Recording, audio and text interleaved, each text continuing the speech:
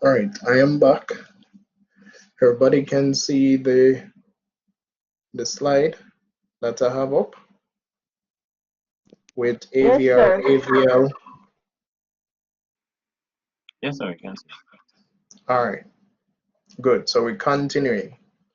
Now, in order to get a 12 lead ECG, we use 9 electrodes. So 9 electrodes are required to get a 12 lead ECG. You have 6 chest leads or precardial leads, and you have 6 limb leads, right? So initially, when we were doing cardiac monitoring, it was 3 limb leads.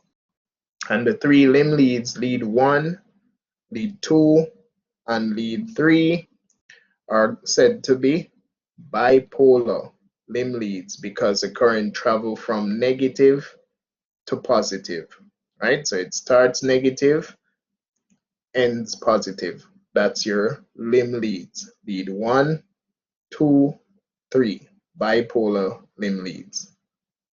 In order to get 6 limb leads, the bipolar limb leads need to be augmented. So the current that is coming from lead 1, 2, and 3 must be augmented, right? So this is what happens. Don't try and understand this too deeply. Just understand the end result. So the additional limb leads become, you have AVR, AVL, AVF, right? Now what happens is the left arm and the left leg or left abdomen combine. The current from those areas combine, and then it is redirected to the right side. And this is where we have the camera now, where AVR is. So now we're able to see a portion of the right side of the heart. So AVR looks at the right side. For AVL, the current from the right arm, it can be right arm, it can be right chest, combines with the current from the right leg or right abdomen, and then redirects that current to the left side. So where AVL is where the camera is, and it's now looking at the left side of the heart, right? So AVL, left side. For AVF, the current combines from the right arm to the left arm, and then it is redirected to where AVF is. So now we have a camera that is looking at the inferior portion again, right? So what I need you to remember is AVR, AVL, AVF are augmented leads. So they are unipolar. They only have positive, right? They are augmented. AVR looks at the right side of the heart. AVL looks at the left side. AVF, F, foot, looks at the inferior. So AVR, right side. AVL, left side. AVF, inferior. Now, if I asked you the question, when doing a 12 lead ECG, which leads, which limb leads would look at the inferior portion of the heart? When doing a 12 lead ECG, which limb leads would look at the inferior portion of the heart? What would be your answer?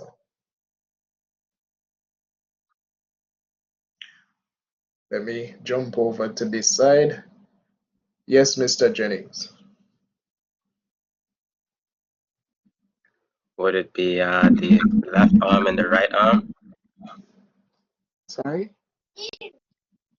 Considering that the AVF looks at the inferior portion of the heart and the two squiggly line looking things coming from the left arm and the right arm, that's the right and black electrode, and traveling towards the foot, as you said, wouldn't it be those two electrodes that would give a picture of the inferior of the heart?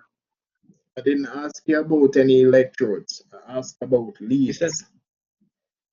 I asked about leads. So again, let me repeat the question. If you are obtaining a 12 lead ECG, which limb leads would look at the inferior portion of the heart? That's one part of the answer, Miss Dennis. You don't have all of the answer yet. We have now turned 3 limb leads into 6. So out of the 6 limb leads, how many would be looking at the inferior portion of the heart? And which leads are those? AVF is just 1 out of the 6. I'm waiting. It's a question. Lead 2 and lead 3 and AVF. Come again? 2, lead 3, AVF. Right. So it would be lead 2, lead 3, and AVF. Right? So that's a 12 lead ECG limb leads. So these are the leads that would give you a picture of the inferior portion of the heart. If I asked you which limb leads out of a 12 lead ECG would look at the left side, what would be your response? Left side. Lead 1, lead 2. No, sorry, lead 1, lead 3, and AVL. Lead 3 would be incorrect. So inferior, remember, out of the 3 limb leads. So let's back up a little bit. When we're doing cardiac monitoring, we're only looking at 3 leads, lead 1, 2, and lead 3. Out of those 3 leads, lead 1 looks at the left side of the heart. Lead 2 and lead 3 is inferior. Lead 2 and lead 3 is inferior. When we augment the 3 leads, we get unipolar leads called AVR, AVL, AVF. This is when we're doing a 12 lead ECG. So the 3 limb leads now become 6, right? And if we add those 3 limb leads to the 6 precardial leads, we now have a 12 lead ECG. AVR looks at right side of the heart, AVL, left side, AVF, inferior. So in this situation, only 2 of the leads would look at the left side, which is the AVL and lead 1.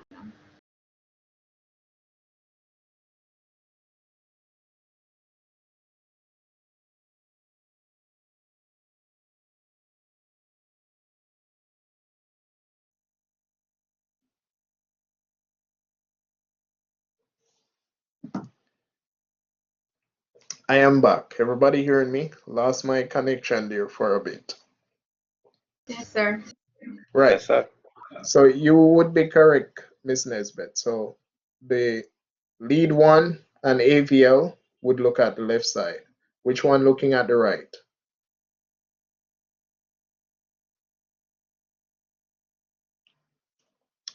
Which one looking at the right? Just AVR. Just one, AVR. So that's how we augment the limb leads. You need to commit this to memory, right? So these are things you must commit to memory. So you must know where the lead, where when you look at the ECG, which side of the heart you're looking at. And that's how we're able to tell if the patient is having a right side MI, inferior MI, posterior. That's how we are able to do that, right? We have to know which side of the heart we're looking at. Yes, Miss Nesbitt. Sir, I don't get what you say, how the 12 leads come into play, because I'm still just getting 9. You can't get 9. Remember, let me back up and show you. All right, so let me scroll up. All right, where is it? I want to go to cardiac monitoring. All right, Miss Nesbitt, you seen this picture with white, black, green, red? Yes, sir. All right, so all of these are electrodes. Yes? So these 4 electrodes, with these 4 electrodes, we can get 3 limb leads if we're doing cardiac monitoring only, right? That would be lead 1, lead 2, lead 3. If we're doing a 12 lead ECG with these 4 electrodes, we can get 6 leads. 6 leads. You understand that? You understand that? Good. Now, if we have 6 leads plus 6 precardial chest leads, that's 12 leads. That's a 12 lead ECG. We're using 10 electrodes, but we're seeing 12 leads. You get that? So it's 1, the white one, that's 1 electrode. The black one, that's 2 electrode. Green one, that's 3. Red one, that's 4. And then we will put 6 more electrodes on the chest. That would be 10 electrodes, but we're looking at 12 leads. That's a 12 lead ECG. I don't know how to simplify that any further. All right, so that's it for the limb leads. Now, when we're doing a 12 lead electrode, all right, 12 lead ECG, the white electrode, we move that from the arm. So when we're doing when we're doing cardiac monitoring, we tend to keep the electrodes closer to the heart. When we're doing 12 leads, the electrodes goes on the limb, right? Move them to the limbs. I need to get to the chest leads. Now look at the chest leads. So these are the chest leads. You have V1, V2, V3, V4, V5, V6, right? And the placement of the precardial chest leads is very important, right? So we would put our limb electrodes either on the limbs or we put them on the upper arm close to the chest and the abdomen, right? So it's either limbs or upper arm and abdomen. When we're putting on the chest leads, we have to be more specific, right? So before I go into placement of the chest leads, we need to know where they're looking at, right? So let's start with V1 and V2. So V1 and V2 is looking at the septum, the ventricular septum of the heart. That's what V1 and V2 looks at, right? The V3 and V4 looks at the anterior wall of the left ventricle. So it's more anterior. So in essence, V3 and V4 is looking at the anterior portion of the heart, specifically left ventricle. And then V5 and 6 is the left lateral wall. So that's the lateral wall of the left ventricle. So V1 and V2, septal. V3 and 4, anterior wall, specifically anterior wall of the left ventricle. V5 and V6, lateral wall of the left ventricle. Right? Now let's look at the placement. So you have to find V1 first, right? And V1 is the fourth intercostal space. And the first intercostal space is actually under the collarbone. So that's the space between the ribs, right? So the fourth intercostal space is V1.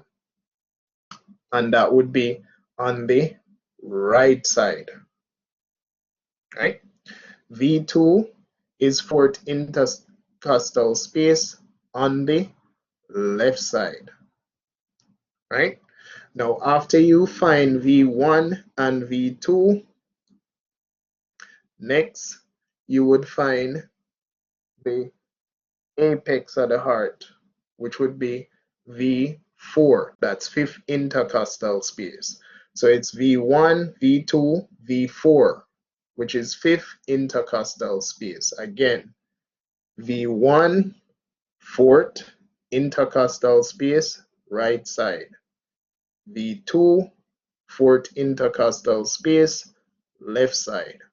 After we find V1 and V2, we will find V4. V4 is the fifth intercostal space, so that's the apex of the heart, right? That's where V4 goes. And then you put V3 between V2 and V4, right?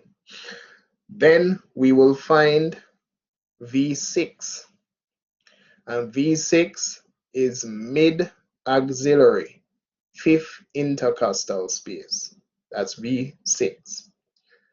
Once you find V6, V5 would go between V4 and V6, and V5 is anterior axillary, right? Fifth intercostal space. So the placement is extremely important. Now, once we have applied the 6 precardial chest leads, we are now able to obtain a 12 lead ECG. So that's a practical application. Any questions? Because I'm about to stop sharing. No, not gonna stop sharing yet because I have some questions. Excuse me. All right.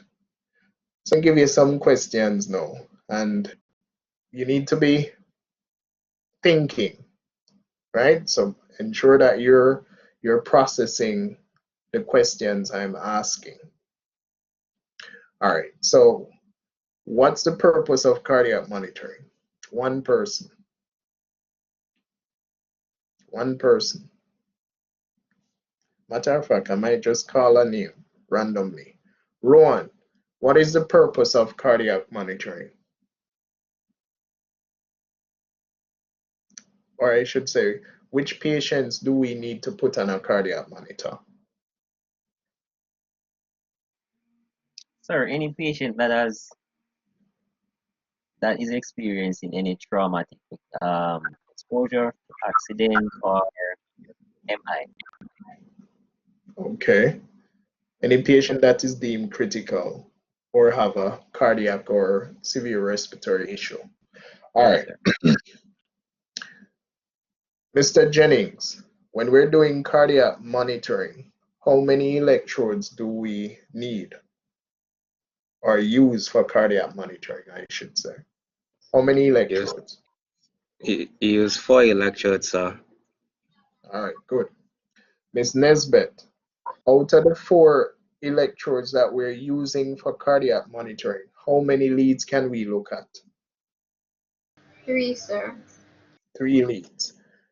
Ms. Johnson, if there is a 5th electrode for cardiac monitoring, where would it be placed?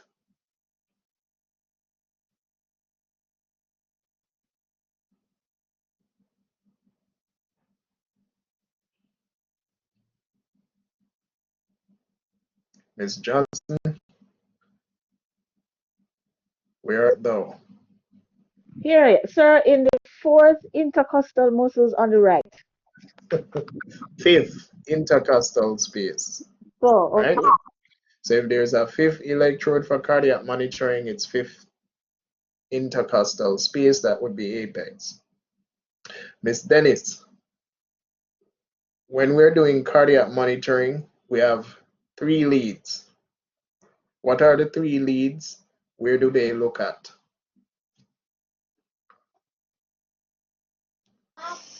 Lead 1 looks at the left of the heart. Lead 2, inferior aspect of the heart, and lead 3 looks at the inferior aspect of the heart as All right, well. yeah. So we get that part there. Let's get more technical now. All right, Rowan. The cardiac monitoring does not give us a full picture of what is going on in the heart, especially for a patient with cardiac presentation or history, right? We need to obtain a 12 lead ECG to get a better picture of the heart. How many electrodes are required to obtain a 12 lead ECG? Rowan? 10, sir. 10. All right, good. Mr. Jennings, we require 10 electrodes to obtain a 12 lead ECG. How many limb leads do we have? How many chest leads? You have 6 limb leads, sir, and Your connection drop. 6 limb 6 leads limb, and 6 chest leads. okay. All right, good. So 6 limb leads, 6 chest leads. Good. Miss Nesbet, what are name the 6 limb leads?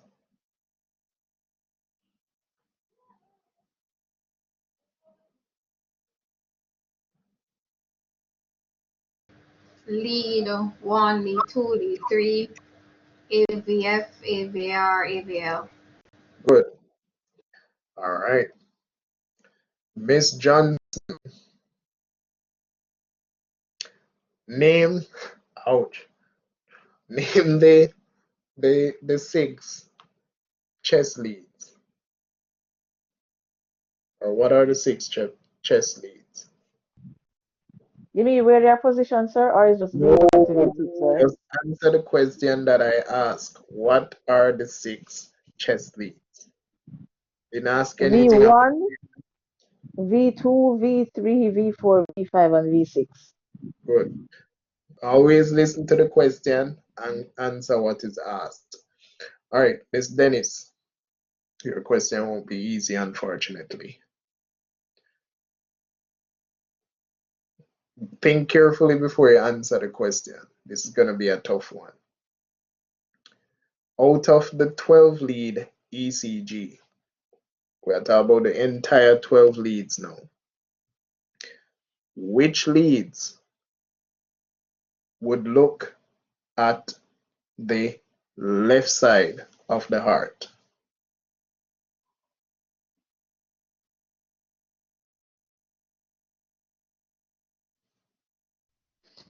leads 3, V3, V4, Adri, V3, V4, V5, and V6. That's part of the answer. I'm going Hold down. hold on. Rowan, your turn. Out of the entire 12 lead ECG, which leads would look at the left side?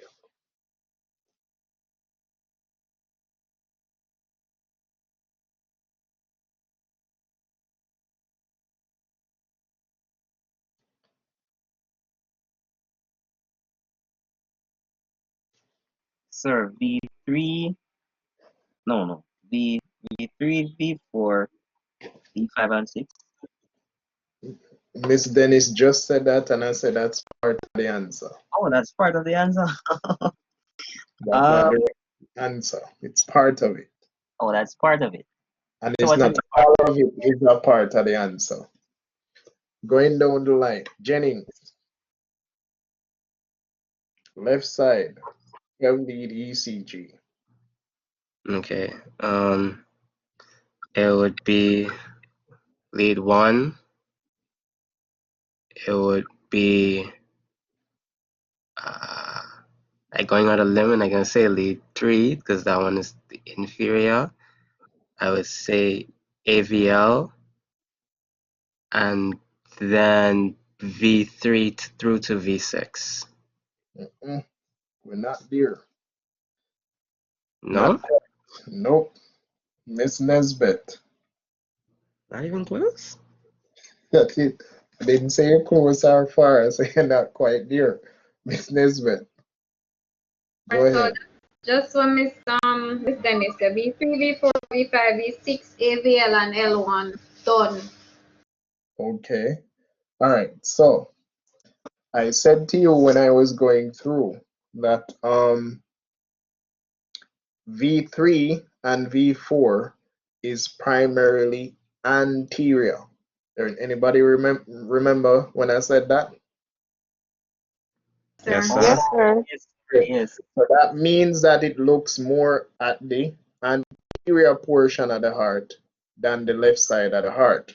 So V3 and V4 cannot be in the answer that I just, being the answer to the question that I just asked. V3 and V4 is anterior primarily, right? All right, so if out of the 12 lead ECG, the leads that look at the left side, make sure you're paying attention now.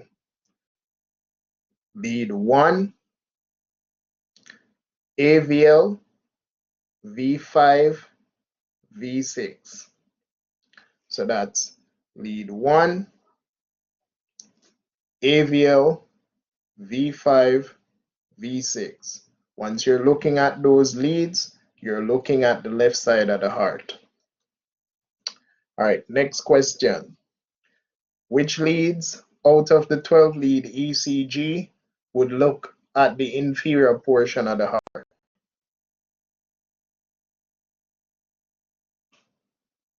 Rowan. So out of the 12 lead ECG, which leads would look at inferior?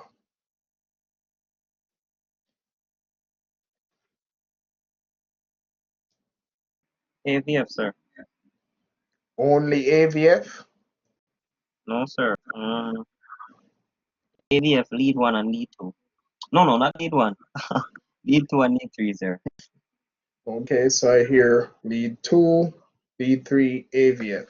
Jennings.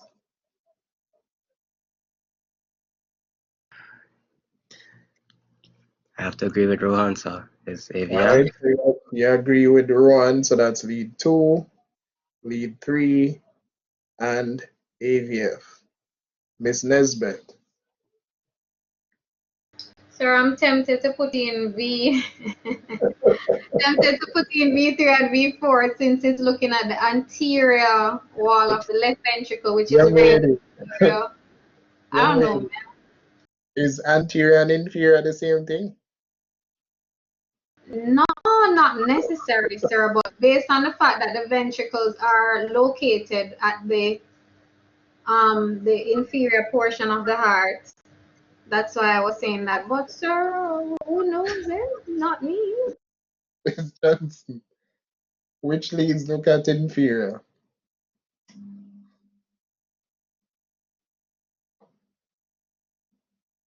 Go ahead, Miss Johnson, come forward. I have to tell Miss Johnson to come forward for her to respond, you know. So come forward in the temple. Sir, I remember the first ones lead 2 and 3, but I'm still processing the rest, sir. Remember, AVF is for foot, so that's inferior, right? AVF, foot, inferior. So you said lead 2 and 3. Fine. Miss Dennis, go ahead. So lead 2, lead 3, and AVF. All right, good. So if you said 2, 3 AVF, that would be inferior. Write it down somewhere. Remember it. Do not forget it. Do not forget it. Right?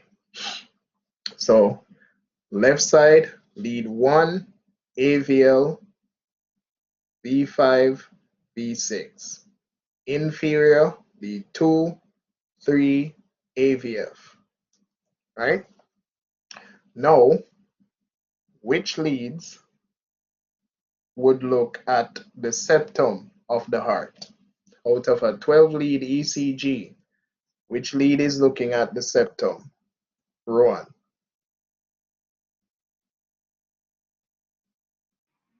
V1 and V2 is looking at the septum, sir. Okay, I think that's pretty straightforward, so I don't need to go down the line. All right, that's correct. So V1 and V2 would be the septum of the heart. Which leads would be looking at, this is a question that you need to think about carefully, right? Which leads would be looking at the anterior portion of the heart? That's part 2 to my question, sir, or for the class? No, Jennings. Okay. Which leads from a 12 lead ECG would be giving you an anterior picture? All right, so you said I got to think about this carefully. Yes. Yes.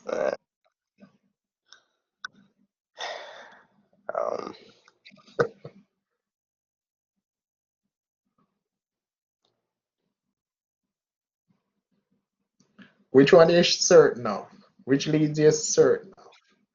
V3 and V4. All right. All right, so you're certain of those. Yes. All right. Ms. Nesbitt, do you think any other leads from V3 or V4 can give you an anterior picture?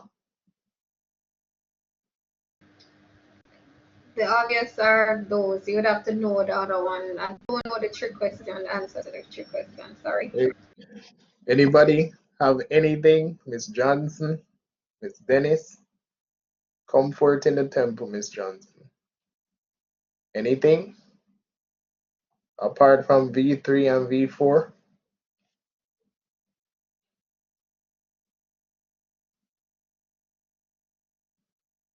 I don't have anything, sir. Okay. Miss Dennis? Not coming up with anything, sir. All right. So in practicality, V1 and V2 can actually give you an anterior picture, right? So V1 and I didn't V2 hear that, sir. V1 and V2 can actually give you an anterior picture as well. So it would be V1, V2, V3, and V4. Those can be considered anterior leads, right? All right. And the easiest one, which lead would be looking at the right side? Anybody can answer that one there. AVR AVR. and Good. Now my question to you, AVR is the only lead that can give us a picture somewhat, or a little electrical activity on the right. Is that sufficient?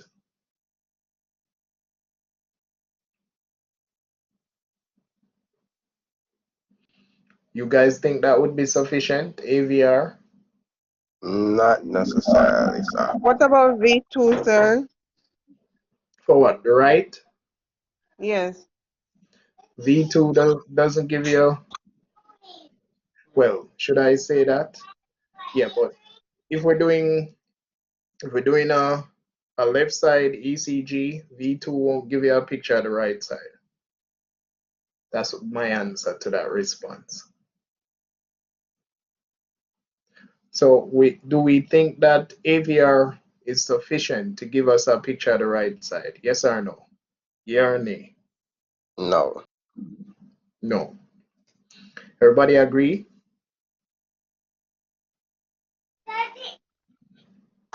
Yes, sir.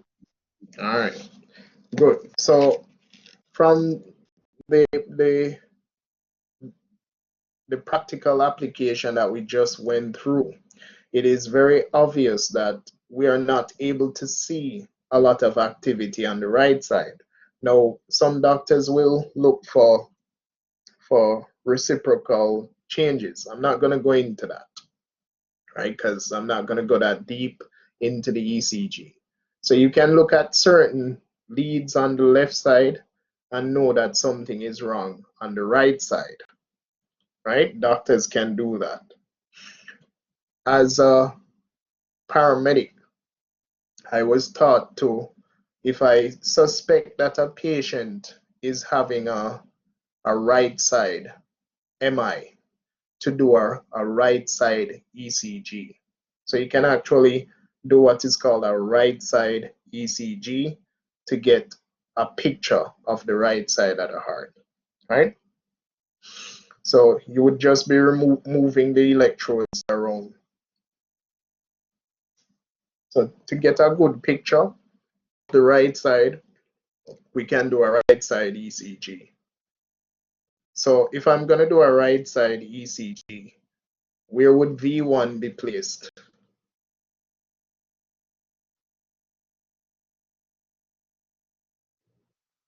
V1 would move from the fourth V1 intercostal space on the right to the left.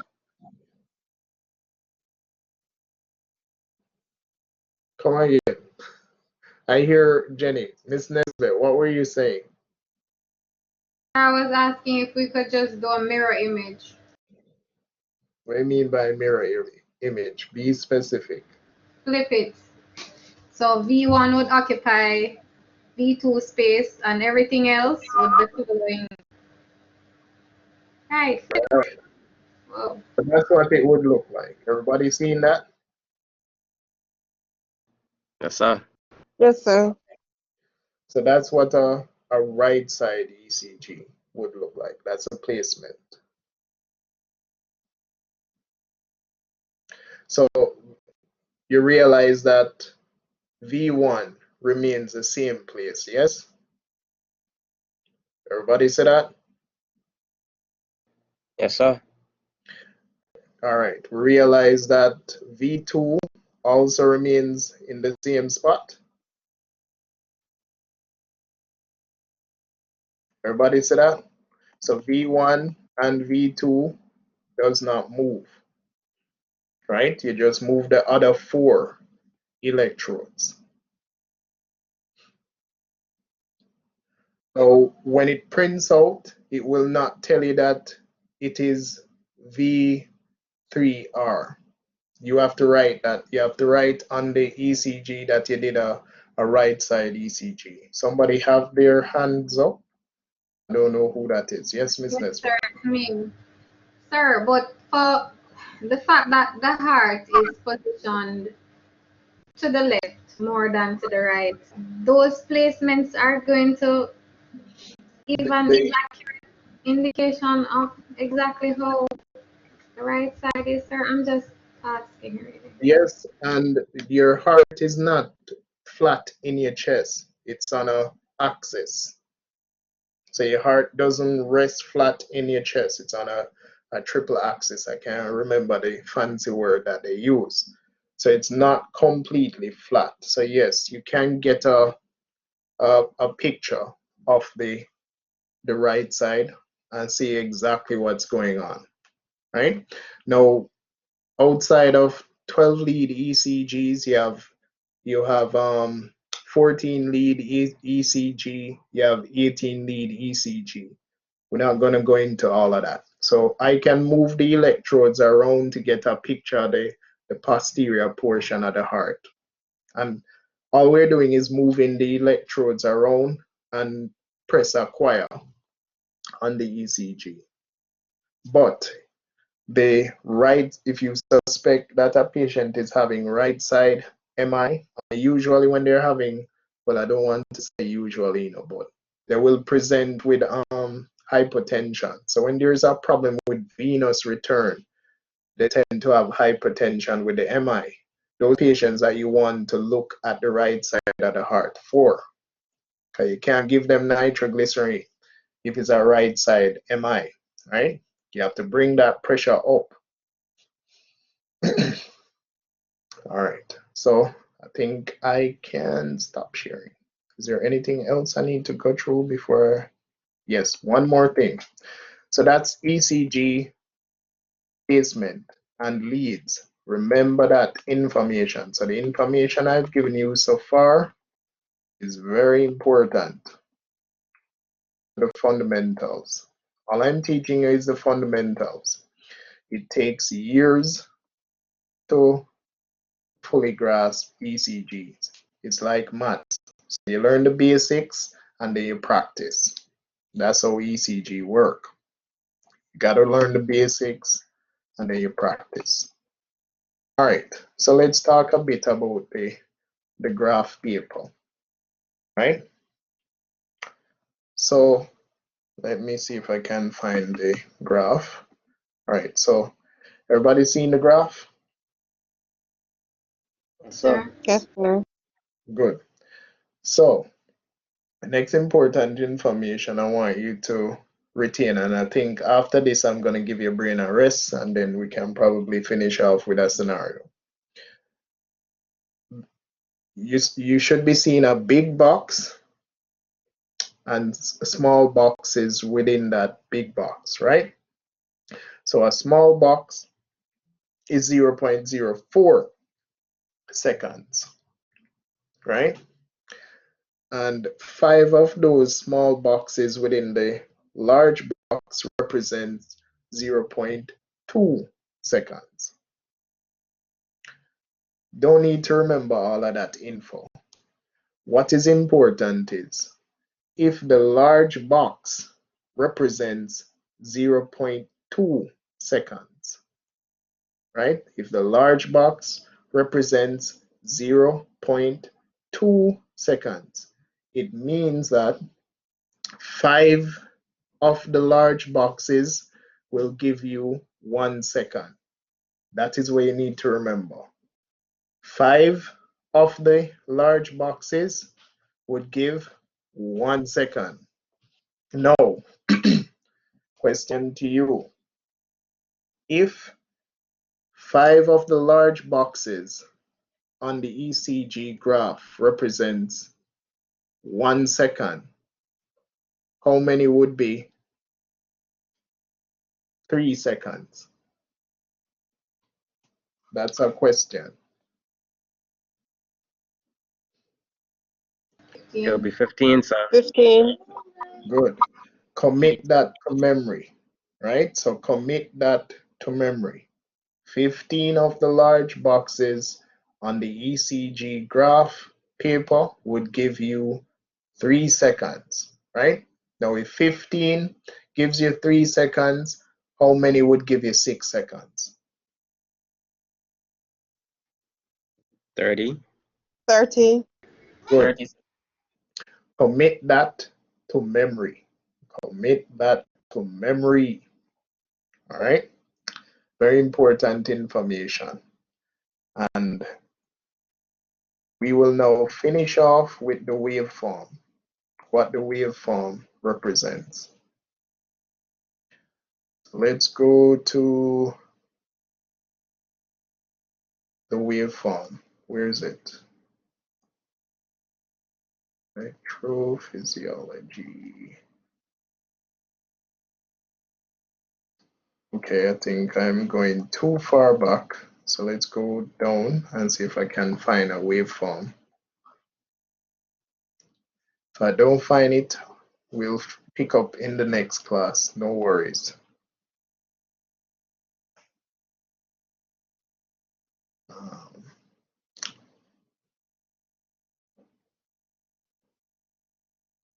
All right, good. This is what I want to find. All right, so everybody, can you see the waveform?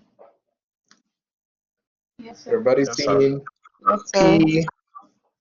P, QRS, T, and there are some segments there, the PR segment, the SD segment, right? Now, when you look at the ECG paper, any waveform that is above the isoelectric line, everybody seeing that flat line, that blue line? It look at some portions it look yellow on this picture and purple. That flat line, it's on a isoelectric line, right? Anything that is above the line is positive. Anything that is below it is negative. Everybody understand that? So everything that's above is a positive waveform. Everything that's below is a negative waveform. So let's start with the P wave, which is nice and round. Now, the P wave represents atrial discharge or atrial depolarization, right? In other words, it's when the atrium discharge current, right? I didn't say anything about contraction because you can see waveform and there is no contraction, right? So it represents atrial depolarization. That's a P wave, right? So it's when the atrium discharge current. That's a P wave. The PR segment, which is that flat portion, the PR segment represents atrial repolarization, or recharge, right? So it's when the atrial cells are recharging, right? So the P wave is atrial depolarization or discharge. The PR segment, which is flat, is when the atrium is repolarizing or recharge. Now, if you're looking at the P wave and the PR segment, you can realize that the current decreases when the atrium starts to repolarize. Why would that happen? Why does the current need to decrease at that point? That's a question. Why would the current need to decrease? Sir, is it just similar to the illustration that you had shown us with Dallas and where it needs time Right, for the ventricles to open? right. That is correct, right? So the ventricle must fill up with blood before the current moves down. So that's why it slows down, right? So that is correct. The current has to slow down at that point for the ventricles to fill up. So the Q wave is actually on this picture here is negative. So the Q wave is negative. Then you have a peak, which is the R wave. Then you have the S wave. That's the Qrs complex. The Qrs complex represents ventricular depolarization or ventricular discharge. So it's when the ventricles are discharging current, right?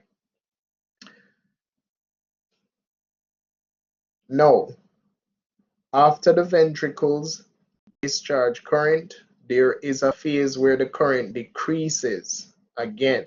This is the ST segment. Now, this ST segment does not represent ventricular repolarization. At some part of it, it will start to repolarize, but it's not at this point. So when you look at the ST segment, what you will keep in the back of your mind is that when after the ventricles depolarize or discharge, when the blood is leaving the ventricle, the coronary artery has to fill with blood, right? So the coronary artery needs to feed the heart with blood. So when you look at the ST segment, this is the point at which the heart would take its blood supply. So it represents the time in the cardiac beat where the heart would be supplied with blood. What does that mean?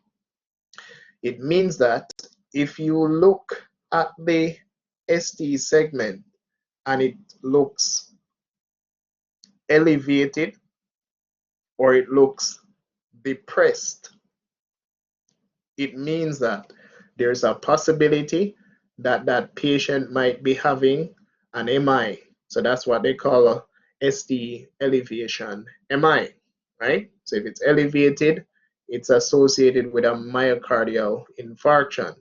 If it's depressed, it can be signs of ischemia, an ischemic problem. There's a blood flow problem. So when you look at the ST segment, you're thinking about MI, you're thinking about ischemia. That represents where the heart takes its supply of blood. Cool? Now, after the heart takes the blood supply that it needs, then the ventricle starts to repolarize. So the T wave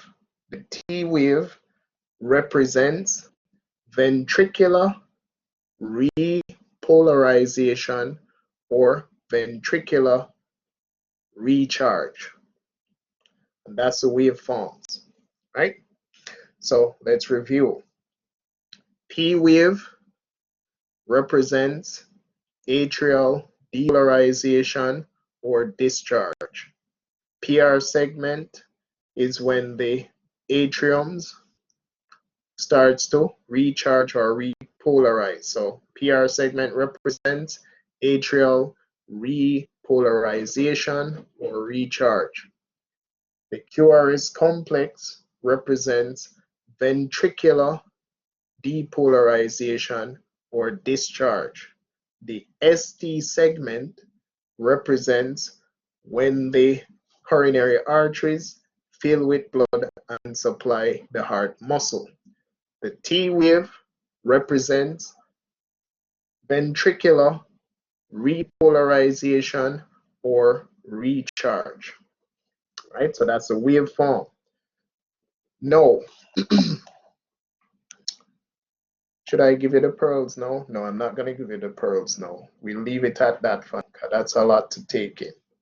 So I'll give you the pearls in the next session. And then we'll start looking at some actual rhythms on the ECG. Any question?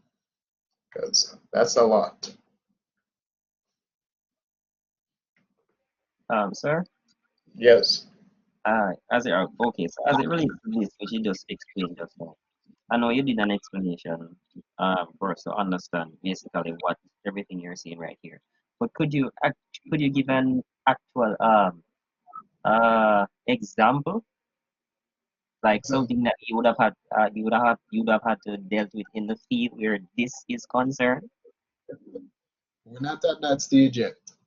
Not at that stage yet, right? So Oh yes. I always say we have to learn to creep before we can walk. Yes, we have to learn to walk before we run. So take it in stages. We need to get the basic first, then we can talk about the actual patient. Because what you're asking me about, I would have to go into the rhythms, and I'm not ready to go into the rhythms yet. Because we need to know the waveform. First thing we need to know is the placement of the electrodes. We have gone through that. Then we need to know what the electrodes represent in terms of leads. Then we need to know how many electrodes give us X amount of leads and where these leads are looking at. And we need to know what the waveform represents on the ECG. And then you need to know what I would call pearls or cardinal signs, things that you must look for that will tell you specifically where the rhythm is coming from and what type of abnormality the patient is having. And then we will look at the common rhythms that you need to be familiar with as EMTs. So we're taking it in stages, right? I'm not going to teach you ACLS in one day, and I'm not going to teach you ACLS for this course. It's not required. But if you decide to do advanced EMT training, then you would certainly need to learn ACLS, which is Advanced Cardiac Life Support. So any other question outside of that? No, everything that I went through, you need to know it, right? Because obtaining a ECG is actually the easy part. Knowing what you're looking for on the ECG, that's the hard part, right? So learn the fundamentals, very important. Any other questions before I stop sharing? Yes, Miss Nesbitt. So, sir, we're actually going to have to place the electrodes on the patient's chest and everything, or as EMTs, or Yes, that's that's a an part EMT of the work. skill. Sir, you're no longer trying to feel for my intercostal space, and I cannot determine where to place. It is there. I can guarantee you. Yes, I will. It is there, right? And sometimes you have to start from the axillary portion because you'll feel it better in the axillary region than if you, because some persons have big chests, females will have breasts and all of that. So sometimes you have to feel for the space in the axillary region. But we'll go through that. And try it laying down. Yes. Yes. Try and do it laying down is I'll try that. Right. So we will be going through that. We will definitely be going through that. All right, so I'm going to stop sharing at this point.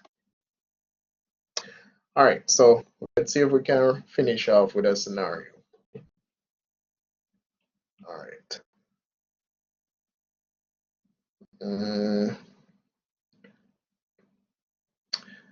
Okay.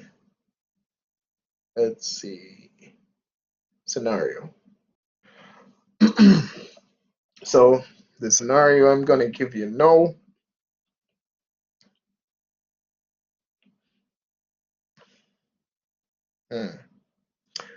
represents a very basic. So this is a very basic.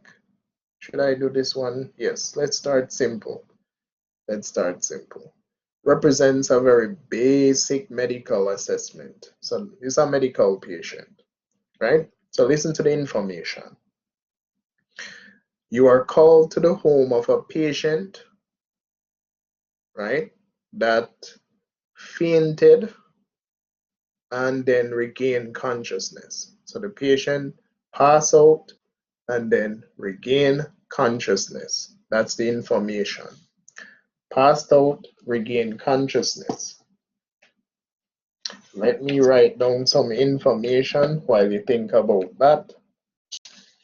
All right, what am I looking for? All right. Okay.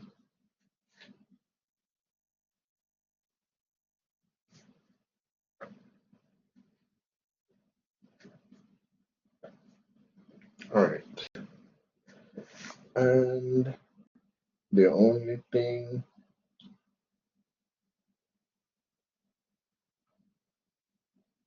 all right, good. So I have all the information I need. All right, Mr. Jennings, this is your case. You have 10 to 15 minutes to complete this tabletop scenario, right? 10 to 15 minutes. Within So 10, to work through the whole thing.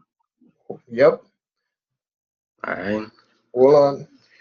Within that 10 to 15 minutes, you have 6 minutes to complete a primary assessment and manage any life threats. Go ahead.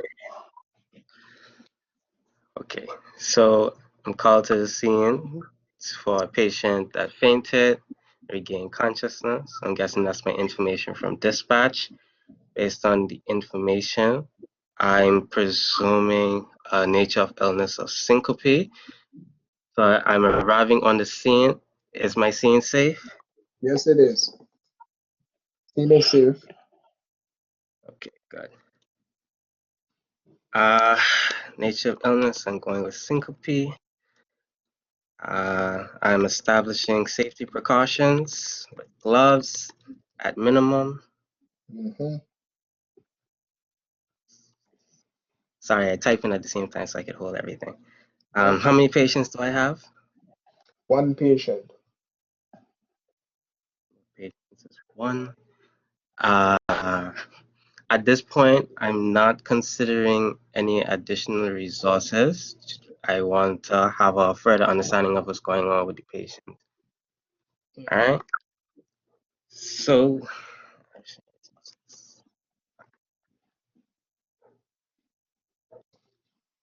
Okay.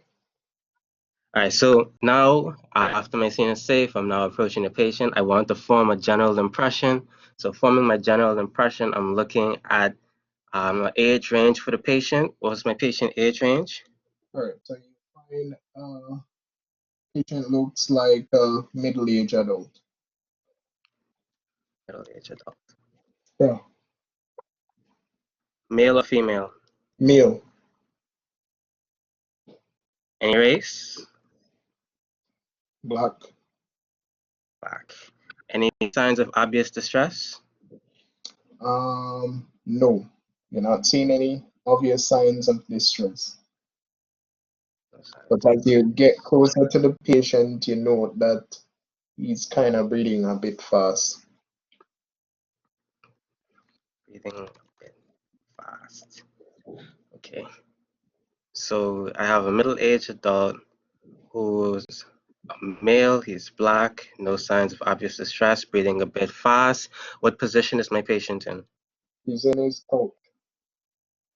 He's on his couch, just sitting down. Okay. Yeah, yeah. Sorry? Sitting up on his couch.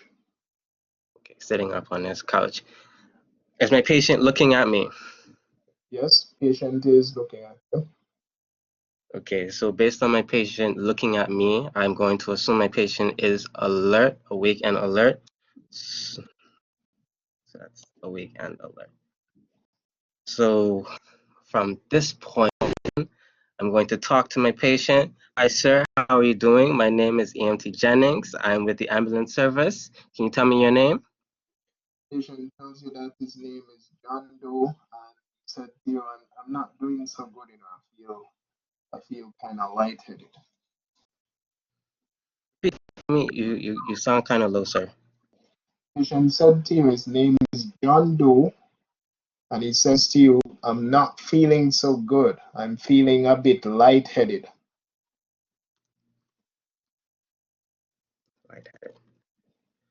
Okay, so based on that, I'm saying that my patient's airway is patent. He's able to talk to me. My patient, can you tell me what happened? Can you tell me the reason why you called the ambulance service?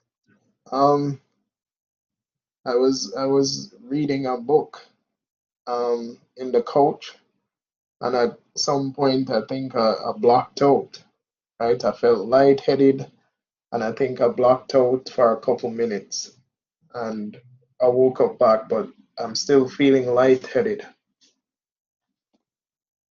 Okay. That's what the patient said to you. Okay, so my patient has blacked out. My patient is breathing a bit fast. My patient's airway is patent because he's able to talk to me in complete sentences. I'm noting that my patient is breathing a bit fast, so I'm going to move on to breathing. Sir, I'm just going to assess your breathing for a moment, okay, sir? Just give me a minute while I run a few checks, just to make sure that everything is fine. Okay. So in doing this, when checking for breathing, I'm checking for his respiratory rate. What's my patient's respiratory rate? 26 breaths per minute. 26 breaths per minute. Do I note any irregularities? No irregularities. Okay. So Patient's regular breathing. chest rise. You have good chest rise? Yep. Am I noting any sounds, any muscle retractions? Am I noting anything that would be considered labored breathing? No labored breathing, no abnormal sounds.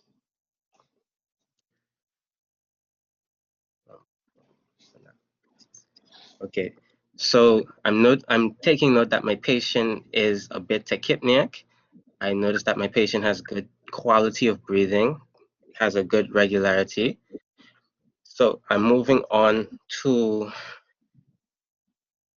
okay, my patient's feeling lightheaded. At this point, what would I want to do? He's tachypneic. Is he says Don't he's not overthink. having any trouble. Don't Sorry? overthink. Keep going. You need to manage something, manage it, move on. So because of the tachypnea, and he's breathing a bit fast, the one thing, okay, so he's on the couch, he's blacked out. My first thing that comes to mind is he had a seizure, a grand mal seizure. Because of the fast breathing, it seems like he's out of breath from all of the convulsions. So at this point, I may want to, Don't jump to any conclusions. Manage what is presented. so I would want to put my patient on. Go ahead. Sorry? You would want to do what? I would want to put my patient on a little, well, I would want to obtain a pulse ox reading. Okay. Patient has a pulse of 91% on room air. Okay, immediately I want to put my patient on 15 liters of oxygen via a non-rebreather. Okay. Patient is on 15 liters via non-rebreather.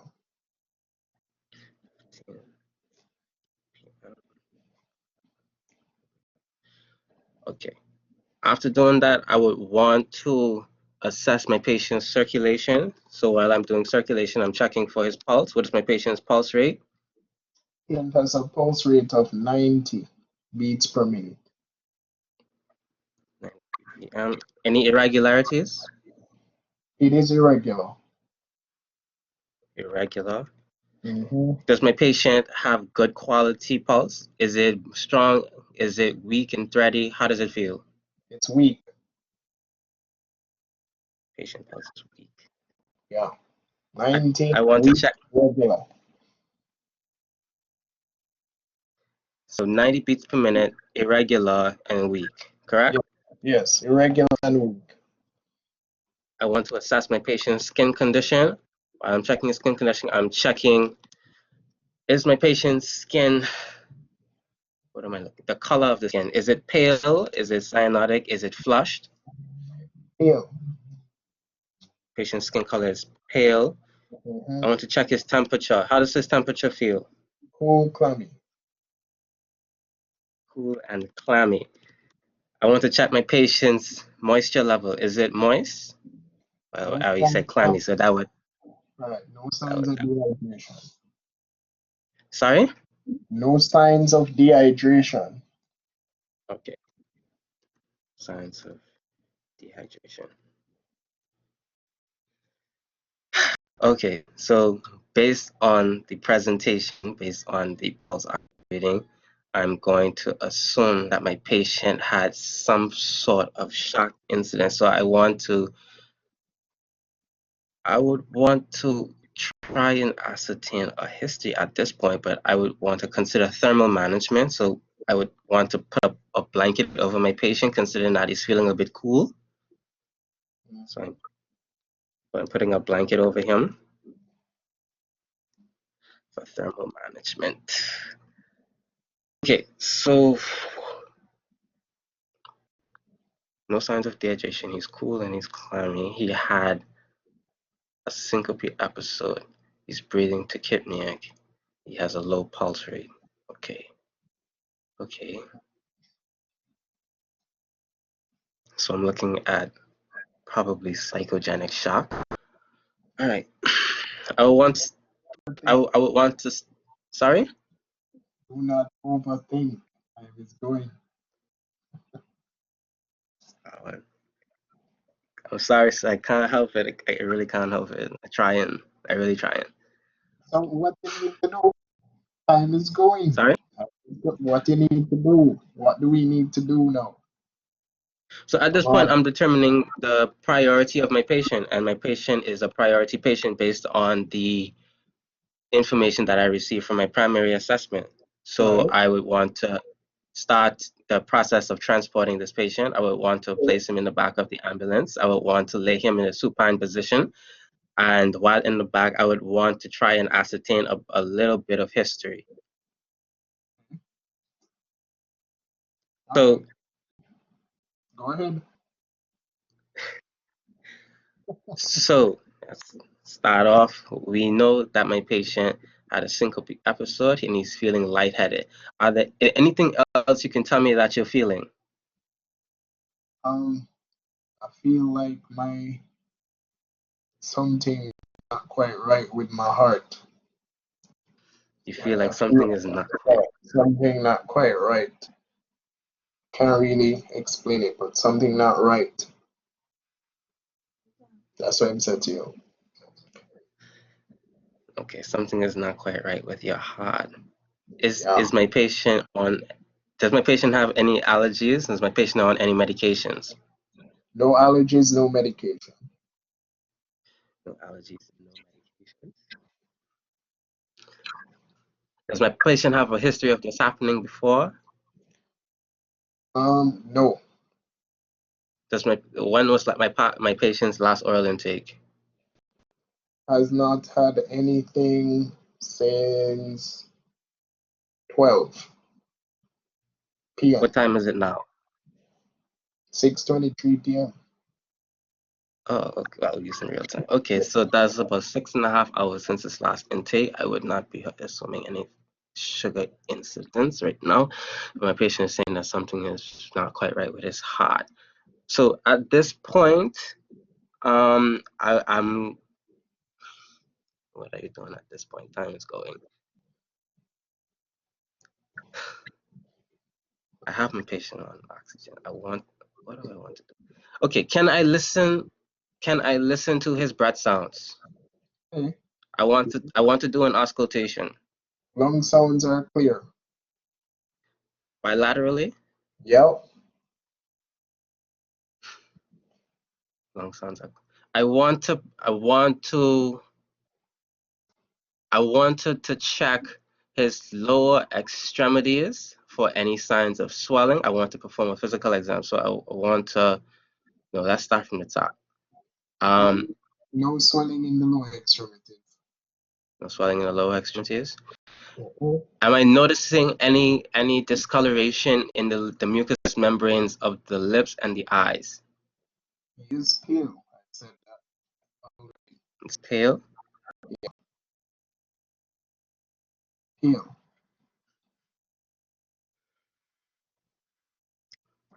I just want to get this patient to the hospital, so I just want to get this patient to the hospital. It really looks like psychogenic shock to me. Based on the syncope episode. His pulse ox is really low. I want to reassess the pulse ox and the breathing. Is there any change in his respiratory rate and his pulse ox? Patient is breathing at 28 per beats per minute. The pulse ox now 94%. 94%. Well, okay, so that's a bit of an improvement. Is my patient breathing a bit easier? Does he still feel lightheaded? Yes. You still feel lightheaded? Mm-hmm.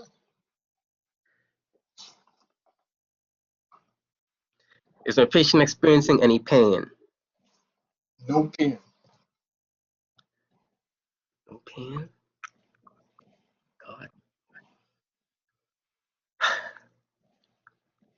Okay. So am I noting any deformities? Am I noting any contusions, any abrasions? Of any physical trauma. And that's 15 minutes. That's it. No. That's it. Keeping my way en route to the hospital. Rowan, any observation, any feedback? Rowan, go. Okay, sir. Yes. So let me see.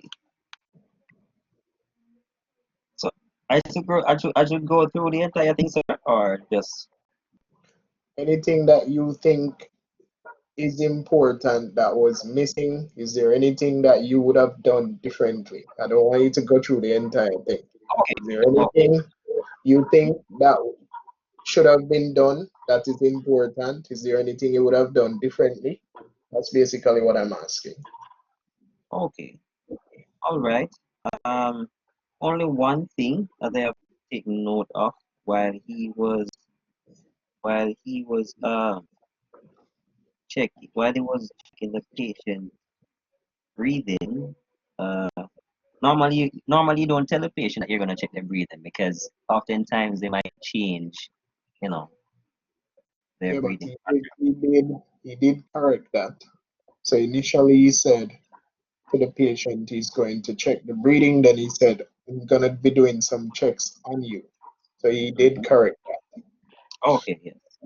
But okay, that was an observation. That's the only thing. Basically, yes. All right. Miss Nesbeth.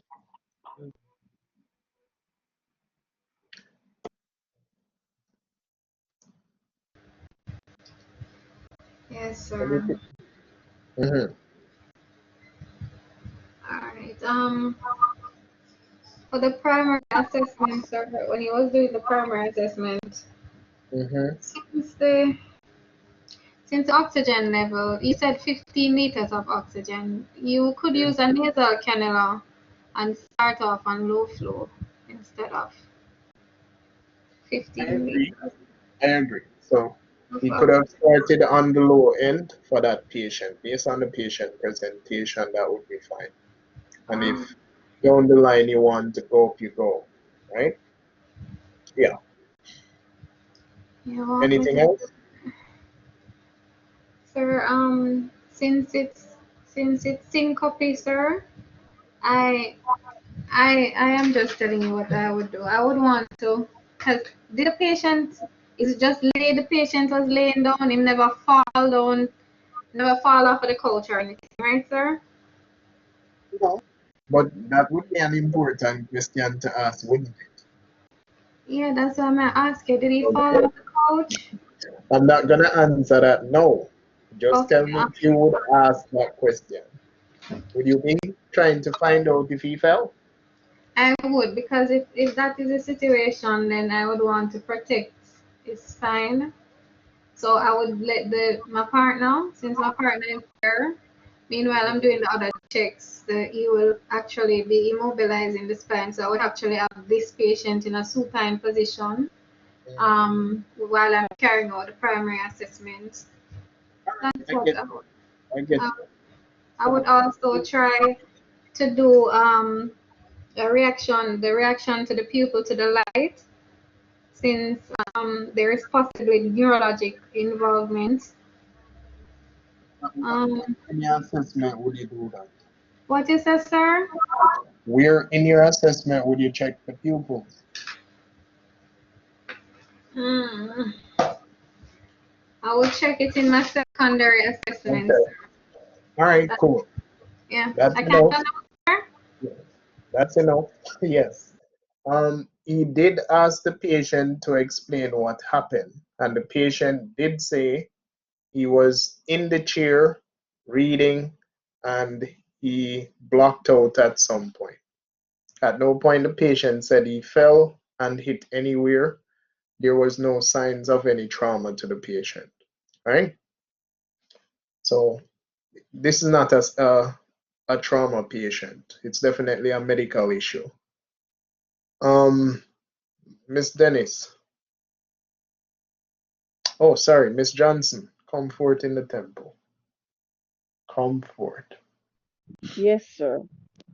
Mhm. Oh, you want me to tell you? Okay. Don't just tell me if there is anything that you would have done differently. Is there anything that you think you left out?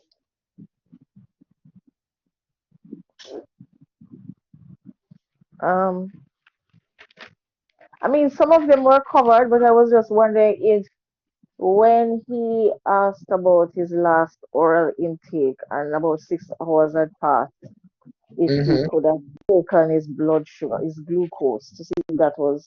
Is that something you would have done? I would. I would do that too. So I would do a blood sugar for this patient, right? So that's reasonable. Miss Dennis. Oh, you finished, Miss Johnson, before I go to Miss Dennis? Comfort Oh, in the yes, temple. sir. Yes, I'm finished. All right, Miss Dennis, is there anything you would have done differently or anything you think that was left out? So I have written down here to check the blood sugar, but Okay. I don't think I would put the patient flat in a I supine wouldn't do position that since he's having a either. breathing problem. I So agree. I'd probably put him in a semi-Fowler's position instead.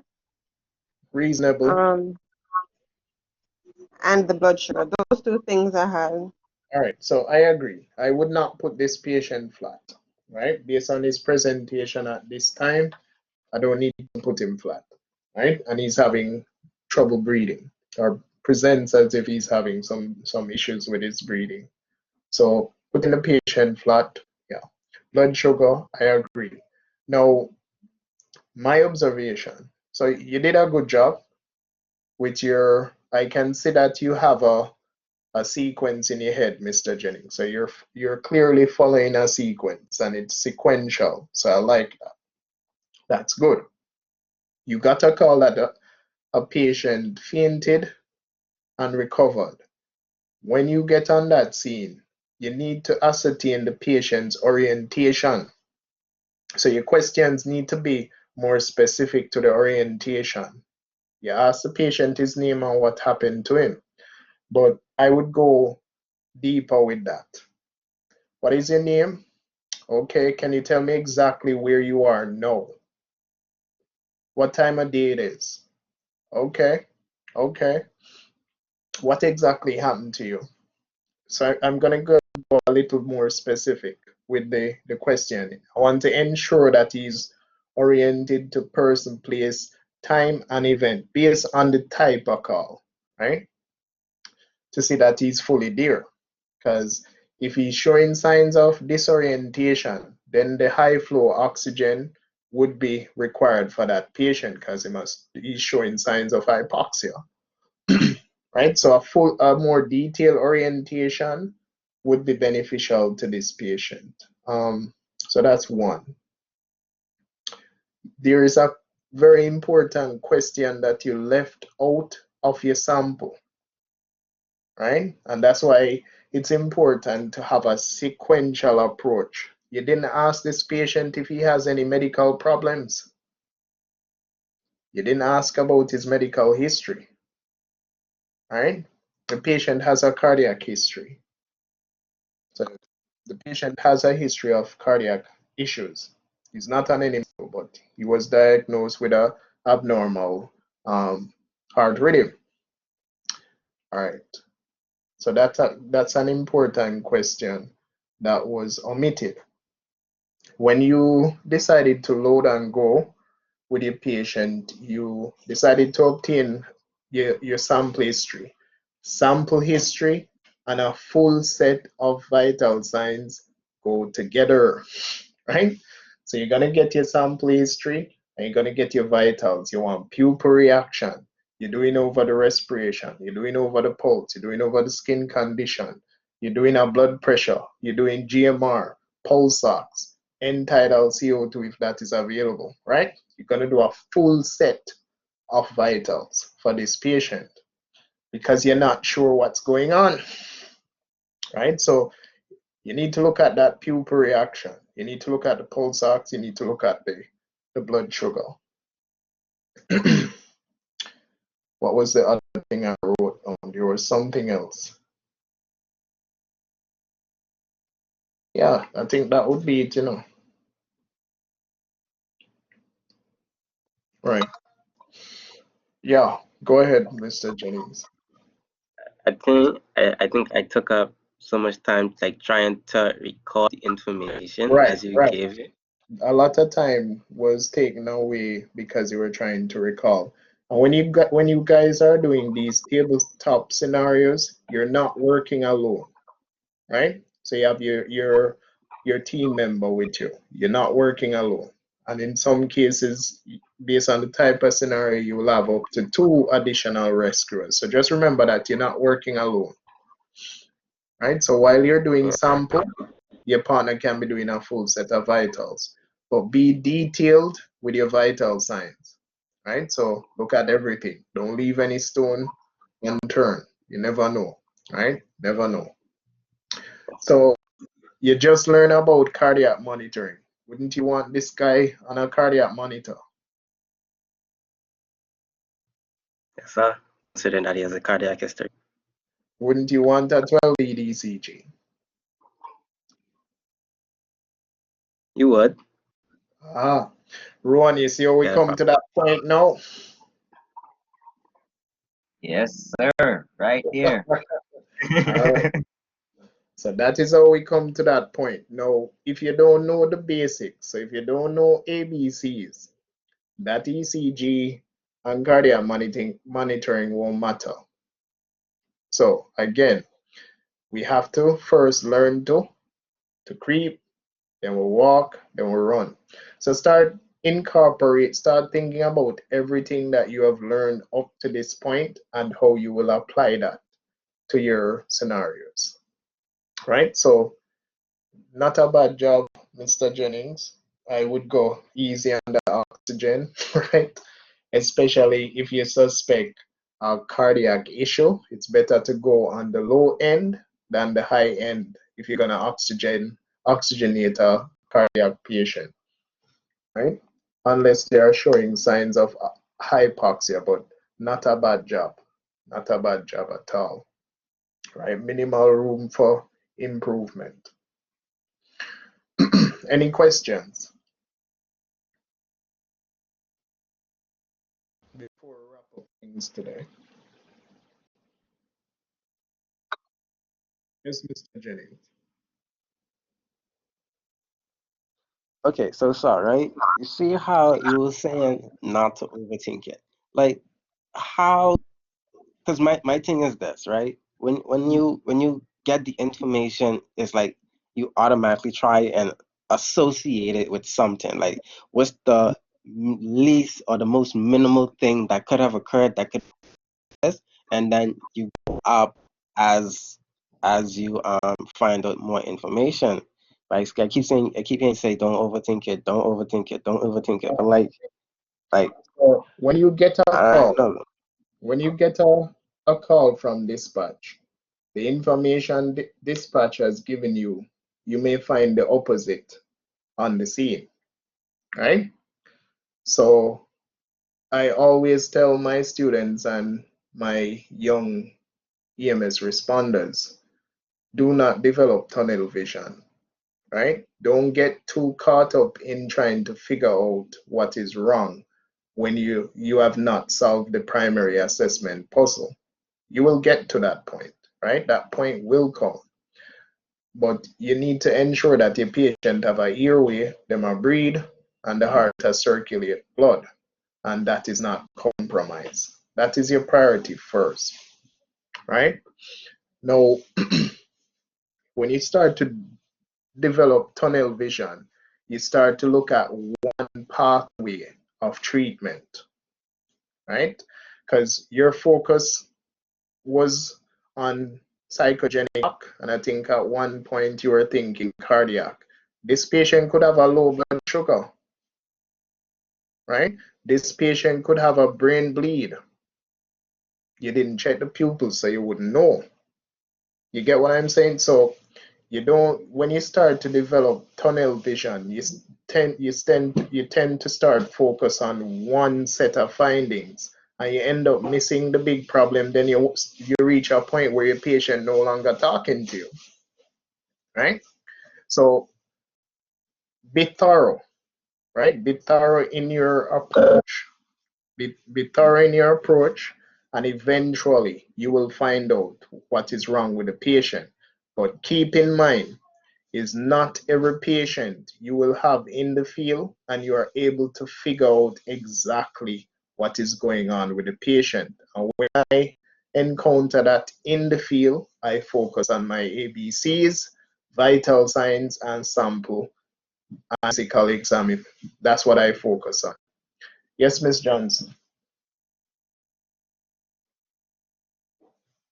Question, sir. So even though the thing is done sequentially, what you're saying is that if we go there and we suspect anything, we can examine the pupils almost immediately based on whatever the No, no, person is presented with?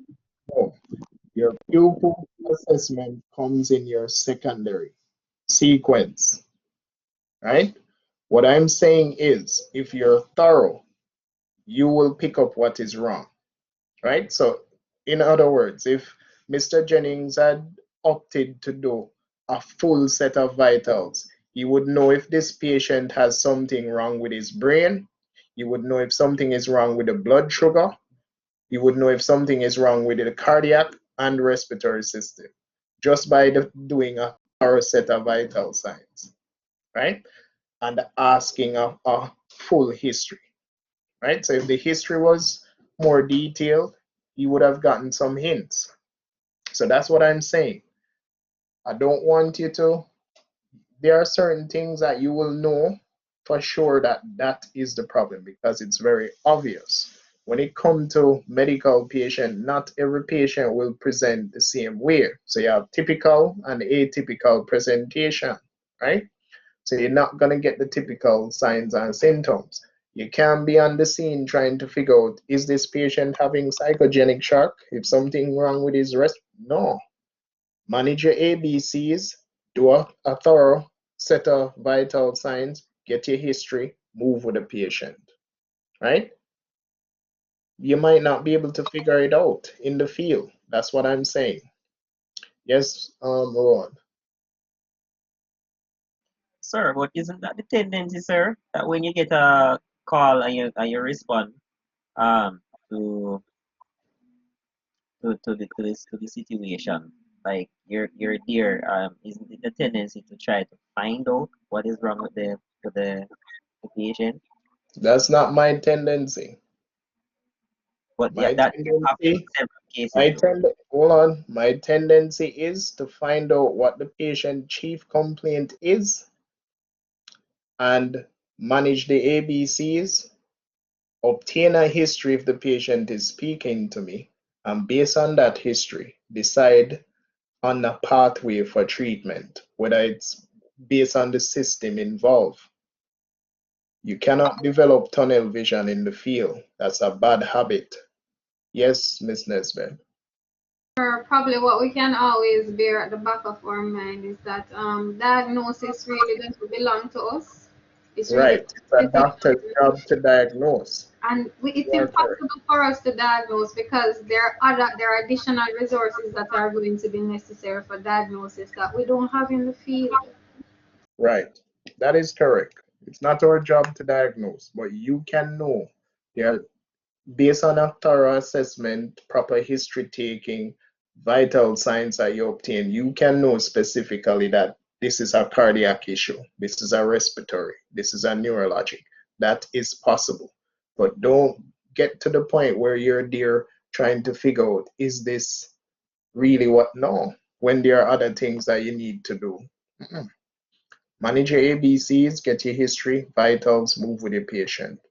Right? If there's something for you to treat in the presentation, you treat it. That's it, based on your protocol. That's why I said don't overthink. We have the information in our head, but we're not going to overthink. Right? I get called for a seizure patient, and it was a patient in cardiac arrest. So it goes in the field. That's how it happens in real life. All right? But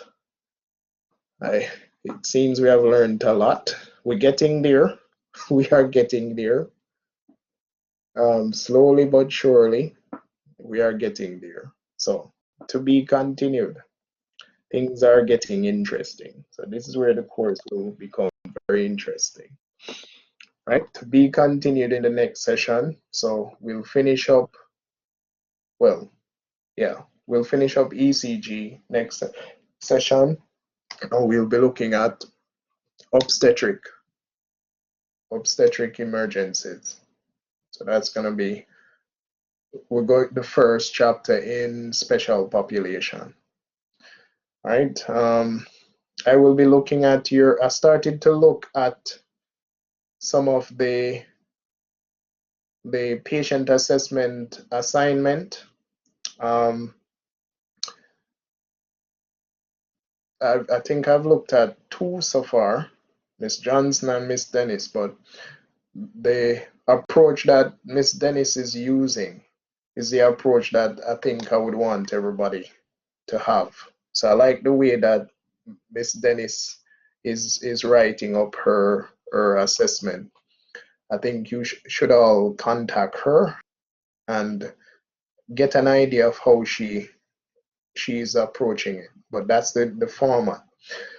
Miss Johnson has started to read yours, and I see where your sequence is not tight yet, right? You're playing hopscotch in some areas. But I will be highlighting what I want you to work on. I haven't looked at the rest yet, so maybe the rest is good, maybe it's bad, maybe it needs some adjustments. I'll be doing that over the next couple of days, right? Because I don't have any work until next week. So I'll be sorting that out and giving you people guidelines that you need to follow going forward.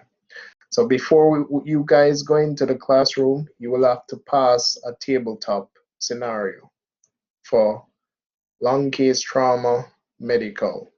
I'm going to be giving you a tabletop scenario for upper airway and oxygen administration, bleeding and shock, and splinting. The skill sheets are available on the platform, so I would suggest that you download the skill sheets and start to look at them. Right? Start to look at the skill sheets, or cheat sheets, as I like to call them. If there is no more questions, then that would be it for now. So you're free to go, or you can ask me a question if you wish. But that's it for now. Thank you, sir. All right. Yes, Ron, go ahead. Sir, so as it relates to the tabletop scenario, you're talking something similar like what Mr. Jennings just did just now, and at the same Right. time will be added Yep. to do So everything. you will have, right. So for medical, 15 minutes, for trauma, 10. Okay. Yeah. Same format. All right.